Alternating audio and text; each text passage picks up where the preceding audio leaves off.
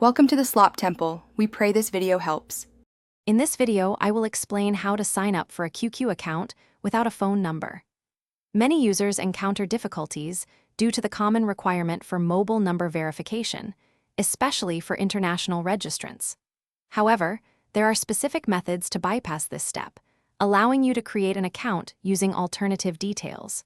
We will guide you through these practical steps to get started with your new QQ profile easily and efficiently today. The initial registration process often involves starting with an email address. You will typically input your chosen email and create a secure password. Following this, the system usually prompts for a 4-digit verification code sent to that email.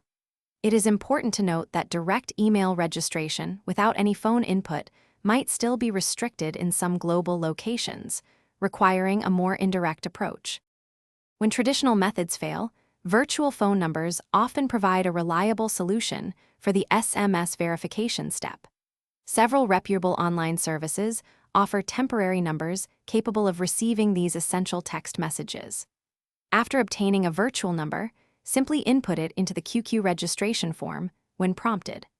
Always choose a service known for strong reliability and security to protect your new account details effectively.